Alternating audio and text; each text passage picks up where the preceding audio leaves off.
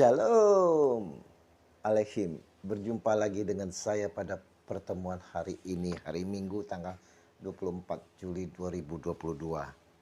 Mari kita awali perenungan hari ini dengan tanda kemenangan kita dalam nama Bapa dan Putra dan Roh Kudus. Amin. Dia telah mengorbankan nyawanya. Bacaan liturgi hari ini, bacaan pertama dari kitab Kejadian 18 ayat 20 sampai dengan 32. Bacaan kedua Kolose 2 ayat 11 sampai dengan 14 dan Injil Lukas 11 ayat 1 sampai dengan 13. Saudara-saudaraku yang terkasih di dalam kasih Kristus, siapakah di antara kita saudara yang mau berkorban nyawanya demi seseorang yang telah berbuat kesalahan? Seorang pengacara pun saudara tidak dapat mengorbankan nyawanya demi kliennya yang terhukum. Jadi siapa yang dapat mengorbankan nyawanya? Kita semua adalah orang berdosa. Sesungguhnya tak layak menerima berkat-berkat dari Allah karena kesalahan kita. Sama seperti Sodom dan Gomora di dalam bacaan pertama hari ini saudara. Karena kesalahannya Allah murka atas mereka. Allah mau menjatuhkan hukuman atas mereka. Tetapi Abraham datang mendekat dan berkata, apakah engkau akan melenyapkan orang benar bersama-sama dengan orang fasik? Kejadian 18 ayat 23. Bagaimana sekiranya ada 50 orang benar dalam kota itu? Apakah engkau akan melenyapkan tempat itu dan tidakkah engkau mengampuninya karena ke-50 orang benar yang ada di dalamnya itu? Kejadian 18 ayat 24. Saudaraku, Allah murka karena kesalahan dan dosa kita. Namun sesungguhnya Allah tak menginginkan murka itu jatuh atas kita.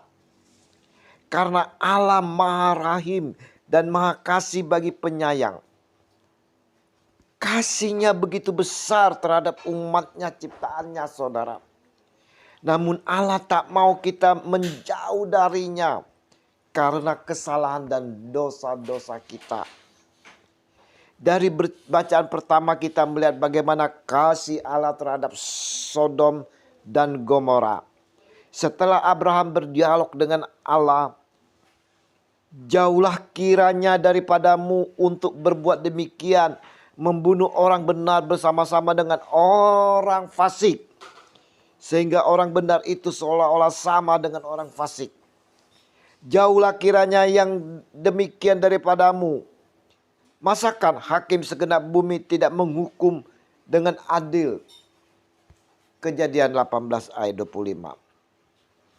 Katanya, janganlah kiranya Tuhan murka kalau aku berkata lagi sekali ini saja. Sekiranya 10 didapati di sana, firman-Nya, aku tidak akan memusnahkannya karena yang 10 itu. Kejadian 18 ayat 32. Saudaraku yang terkasih, Allah berbaik hati dan mengasihi umat kesayangannya saudara. Allah tak akan memusnahkan kota yang terdapat orang-orang yang hidupnya penuh dosa. Allah tetap memandang orang-orang yang hidupnya bersih, baik dan benar di sekitarnya. Kita yang percaya dan mengikuti Dia, kita pun telah diselamatkan oleh Allah. Kita diselamatkan berkat pengorbanan putranya Tuhan kita Yesus Kristus. Dia rela mati di atas kayu salib demi kita agar selamat. Kita telah dibangkitkan dan dimenangkan dari ikatan belenggu-belenggu dosa. Karena dengan Dia kamu dikuburkan dalam baptisan dan di dalam Dia kamu turut dibangkitkan juga oleh kepercayaanmu kepada kerajaan kuasa Allah yang telah membangkitkan Dia dari orang mati. Kolose 2 ayat 12. Kamu juga meskipun dahulu mati oleh pelanggaranmu dan oleh karena tidak disunat secara lahiriah, telah dihidupkan Allah bersama-sama dengan Dia sesudah Ia mengampuni segala penyelenggaraan kita, pelanggaran kita. Kolose 2 ayat 13.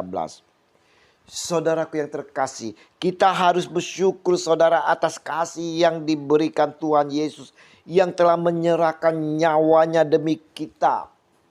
Kita diampuni atas segala kesalahan dan dosa-dosa kita. Dia yang adalah putra Allah mau melakukan demi kita saudara, dengan menghapus surat hutang yang oleh ketentuan-ketentuan hukum mendakwa dan mengancam kita. Dan itu ditiadakannya dengan memakukannya pada kayu salib. Kolose 2 ayat 14. Nah saudaraku yang terkasih, apa balasan kita atas kebaikan Allah dan besarnya pengorbanan Tuhan kita Yesus Kristus? Justru saudara-saudaraku yang terkasih, kita sering tak melihat pengorbanan yang telah diberikan kepada kita.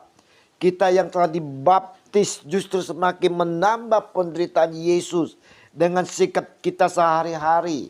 Marah, benci, dendam, menyakiti orang lain. Kita menambah cambukan di sekujur tubuh Yesus.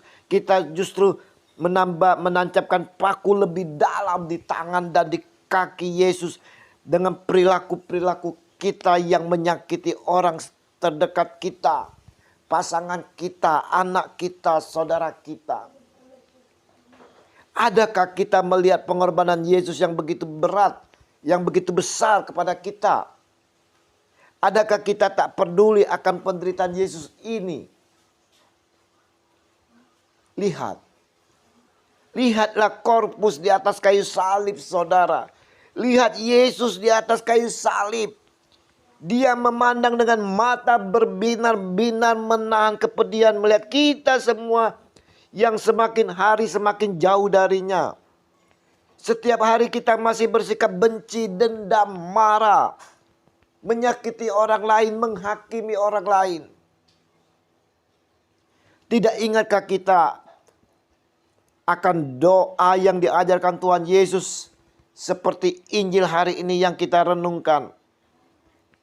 Dan ampunilah kami akan dosa kami, sebab kami pun mengampuni setiap orang yang bersalah kepada kami. Lukas 11 ayat 4. Saya ingin mengulangi ayat ini saudara. Dan ampunilah kami akan dosa kami, sebab kami pun mengampuni setiap orang yang bersalah kepada kami. Nah, saudaraku yang terkasih, jika kita mau diampuni atas segala dosa kita, saudara, kita harus melakukannya terlebih dahulu, mengampuni kesalahan setiap orang kepada kita. Janganlah kita menyimpan atas kesalahan orang lain, saudara. Bahkan kita mendendam dan membencinya.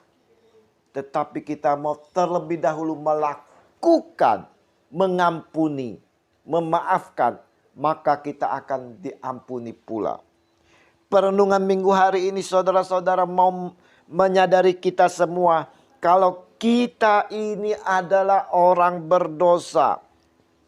Janganlah oleh karena dosa kita Allah murka atas kita saudara, bahkan atas kota kita, atas negeri kita ini saudara. Berpalinglah kepada Yesus Kristus yang telah mengorbankan nyawanya demi kita. Kita telah ditebus dalam salibnya. Kita telah dimenangkan atas kebangkitannya. Maka kita harus selalu memandang salib kemenangan kita dengan selalu berbuat baik dan benar terhadap satu dengan yang lain. Kita mau selalu dicurahkan kasih kita kepada semua orang. Seperti Yesus telah mencurahkan kasih-Nya kepada kita di atas kayu salib. Mari saudara-saudaraku yang terkasih di dalam Kristus. Sebagai orang percaya saudara, kita mau hidup di dalam kebenaran. Hidup di dalam kasih. Dan selalu mencurahkan kasih kita terhadap yang lain. Kemuliaan kepada Bapa dan Putra dan Roh Kudus. seperti pada permulaan, sekarang, selalu, dan sepanjang segala abad. Amin.